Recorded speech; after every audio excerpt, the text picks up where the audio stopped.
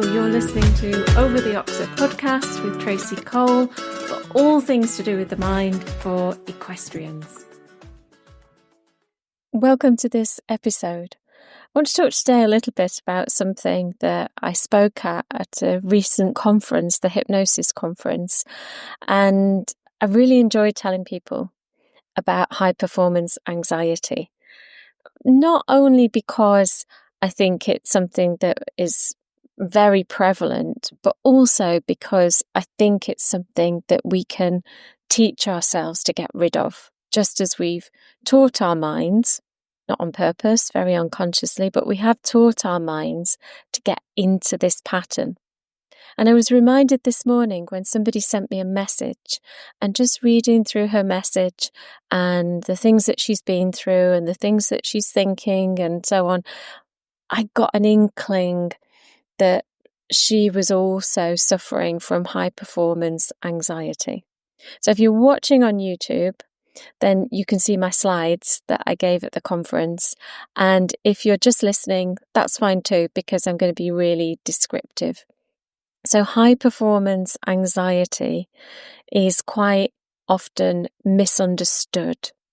People will think that you are overly worried about something that you have absolutely nothing to be worried about. And so they sometimes ignore people who have high performance anxiety. And as I go through these slides, you may recognize yourself, or you may recognize someone that you know or somebody that you work with. And so it becomes really kind of relevant to us, and it resonates if you've got a person in mind, whether that's a person you know or it's a person you know really well because it's yourself. I know that I teeter on the edge of this quite a lot, and I have to pull myself back and start thinking differently. So what I want to talk about then is really this high-functioning anxiety versus other types of anxiety. So why is it relevant to us all, even if we don't recognize it in ourselves? Well, we know that anxiety is a worry or a fear or an unease about the future. It's about future events, something that hasn't happened yet. So very often you get plagued with what ifs. Having some level of stress is normal and natural. Even some level of anxiety, and we've spoken before about a very low level, maybe before you're about to get up and give a talk, or you're about to get up and, do your thing in the competition arena. That is sometimes something that helps to just keep you very, very alert. We're talking low level. But once it crosses that threshold and becomes higher level, then again, it could be quite natural because maybe we are responding to something that is very stressful. But stress is meant to be switched on, and you get over whatever that incident is, and then it's switched off. And that's protective for the body. Whereas if we've got stress constantly, then that is obviously quite harmful. So we're talking about something that is beyond natural, because very often high functioning anxiety people are switched on at all times. High functioning anxiety people often appear very successful. They can look as though they're that swan that is swimming on the top of the water ever so beautifully and elegantly, but their legs are going at 10 to the dozen underneath. And although these people are often successful, they may look like they have it all together, they may look like they're fully in control, behind that success is this constant inner dialogue with negative thoughts. What if I mess up? What if I let my team down? What if I let my horse down? What if I'm not good enough? What if? And it's very difficult for these people to find any form of relaxation. So internally, unbeknownst to most people, they are battling fears and worries.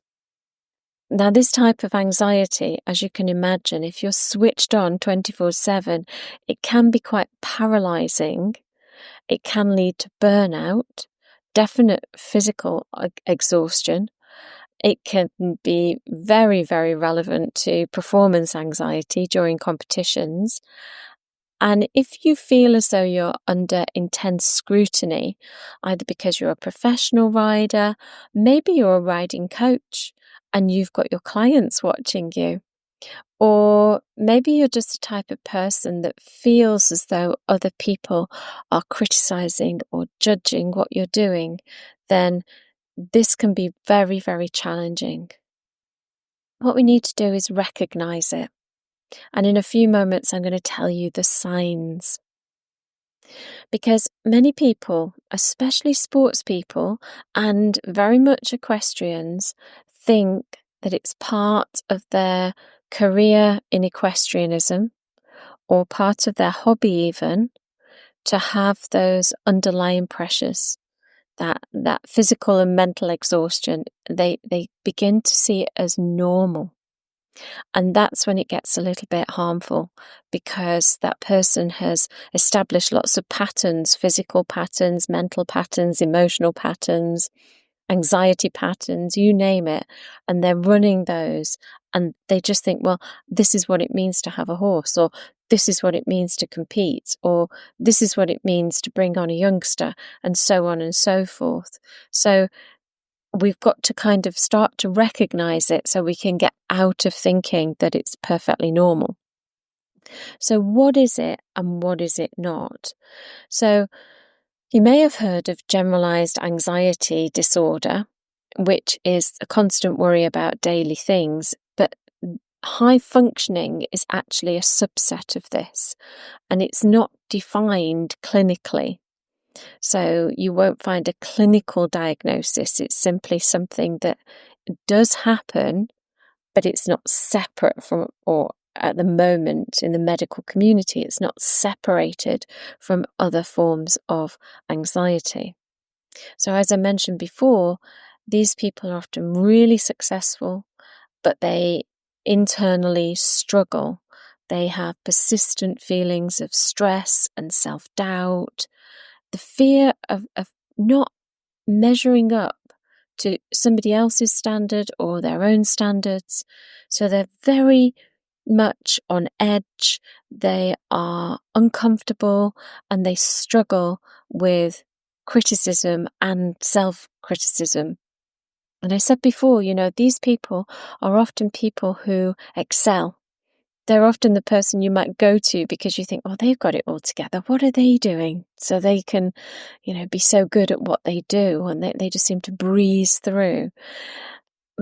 So they don't avoid situations. In fact, they put themselves into situations. They may put themselves into a situation where they compete, but they don't particularly feel very comfortable. They may be very good at competing, but they don't feel very comfortable doing it. So they don't avoid anything, and they don't retreat from people or life, but they may feel as though they want to do. They may be the person that other people go to for help, and they may be the person that always gives help. They don't have great boundaries. They use that anxiety as a bit of a motivator. So they may exhibit outward symptoms because they're only human, but they may not. And because they are driven, they do have a high level of functionality. So they've convinced themselves that being uncomfortable is part of their drive. It's part of why they are successful. So it's part of my job, and maybe our job, once we know a little bit about that, to help people to realise that it's unnecessary. It's a burden that they really don't need to carry. So what are the red flags then? How can we pinpoint these types of people, or these symptoms, if you want to call them that, in ourselves and other people? They're often very much the A player, the overachiever, the perfectionist. Now, it's great to be an achiever. It's great to use perfection as something that we strive towards, as a goal, to head towards it. But these people have kind of overshot the mark in terms of going into beyond the threshold of what's now maladaptive and not useful. So you've got this illusion of being calm and in control, but that's a bit of a facade, and there is a constant state of worry and fear. So they're living in this paradox where everything looks, beautiful and easy, and their life just flows. But actually, there's always this hum of worry and fear and anxiety and imposter syndrome, even, because they realise that they put out this very calm and collected facade, but that's not really them. And what keeps them going is this relentless anxiety.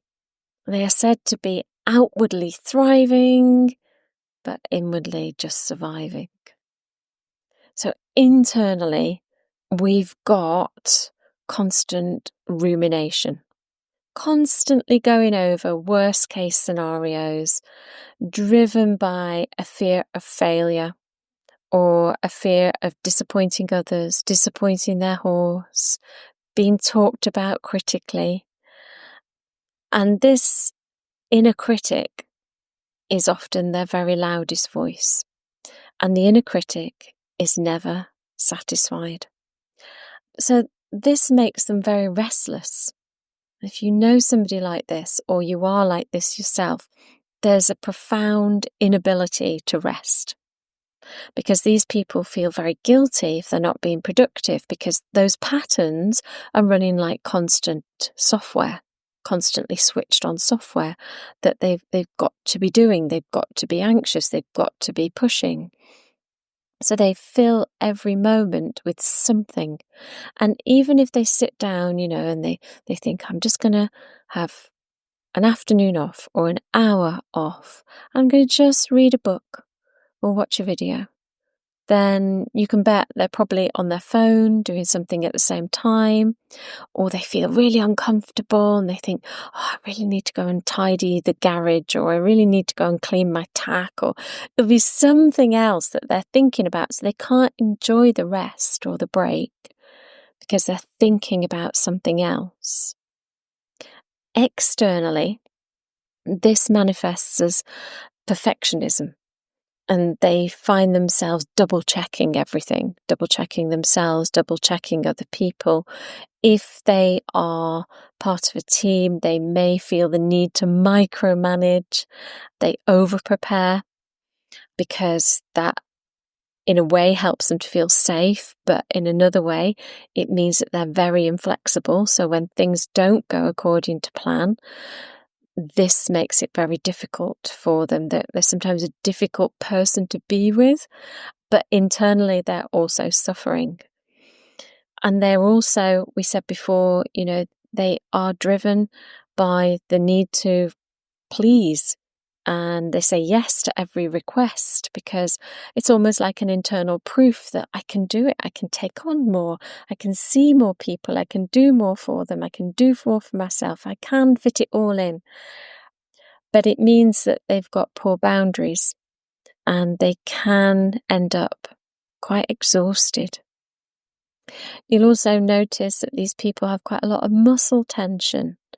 And depending on what they do, It may be in their neck or their shoulders if they're at a computer all day. It could be in their legs. It could be anywhere. And just think about now yourself listening to this. Have you got tension in a muscle that doesn't need to be there? In your neck or your shoulders or shoulder blades or your calves or your thighs. And externally, they can also suffer burnout, and they can be total insomniacs because their mind is on the go all the time. Coupled with that, we can have high-functioning anxiety people in all walks of life. But we add in a bit more if we're a sports person because we've got that pressure to do well, the need to win, the need to do well. And actually, these people can come first in a competition and not feel good because they'll say, oh, well, I should have come first, or it wasn't my best, or, I didn't quite do what I thought I would be able to do. So the performance pressure, the need to do well, is very often very internal. Other sources of anxiety in sport, things like financial pressures, especially with equestrians. But there's also social and social media pressures. So if they, for instance, are really busy, maybe at work, they're busy with their horses, they're just going through a busy phase, and somebody says, can you come out? We're all going down the pub. Can you come out? Can you meet us? We'd really love to see you. It'd be great to chat and catch up. We haven't been out for ages. All this kind of thing. And that person will say yes. But they will feel under pressure to do it and internally will not want to go because they're tired, because they may have just blanked out those few hours in the evening to sit and rest. But now they can't. Social media pressures too. This may come if you have a social media page or, you post photos and you've been subjected to people saying nasty things. You've been subjected to negativity. It might be that people question your tack or question your methods. We know that this happens obviously at the professional level. People are questioning the top sports people all the time, but it's also at amateur levels and recreational levels too. So people do feel this. And that social media pressure, either coming from trolls or posting something and then thinking, oh, are people going to say I've got the wrong bit, or my horse is not in an outline, or is in an outline, or behind the vertical, in front of the vertical, all of these things. So that becomes a bit more of a stress as well. And as we said before, the fear of failure in the sport, especially for a professional. This is their job, and if you don't make it, do you change job? What do you do? What do you do? So there is a need to be seen to be successful. And as I said before, lots of people with high performance or high functioning anxiety have imposter syndrome because they keep thinking people are going to find them out. So just a final word for this podcast in the description of anxiety, and in particular this high functioning anxiety. And then next time I'm going to tell you how we can get rid of it. So equestrian sport, I'm talking obviously about professionals more here, but this could also be you if you ride for somebody else, or if you loan somebody else's horse. You may find that the owners have unrealistic expectations. So these added potential sources of anxiety for equestrians are something else that gets heaped on them. But what about the horse or the rider who is unable to perform, possibly due to injury? And that is also a stress. It's a stress for anybody, any horse owner. It's a stress if your career depends on it. So it's, again, another set of worries. Then we've got the vet bills. Vets are lovely, lovely people, but their services don't come cheap. And so we've got added financial stress. There may be stresses about renting land, renting your stable. The cost of keeping horses is becoming increasingly difficult.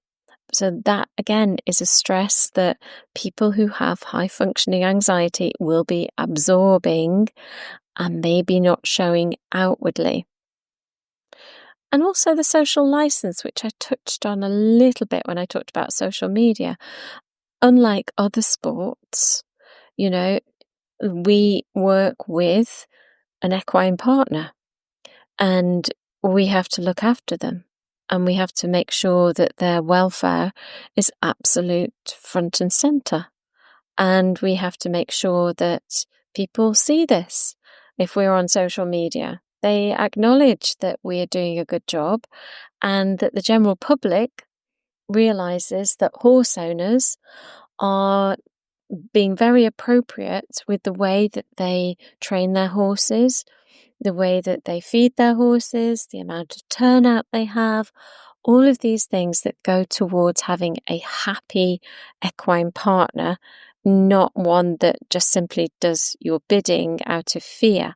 So that can be a bit of a stress, particularly, as I said before, with the professional riders, because people feel that they're being analysed all the time and sometimes very unfairly. So we definitely have lots of sources of anxiety as equestrians, not least riding, but also competing and all the welfare concerns and the keeping of the horse. So if you are somebody who veers towards high-functioning anxiety, then being an equestrian sort of feeds into that even more. So next time, I'm going to talk about what we can do about it, how we can start to break down these patterns and start to feel more comfortable, more at ease, and more able to relax. Take care, and I'll see you again really soon.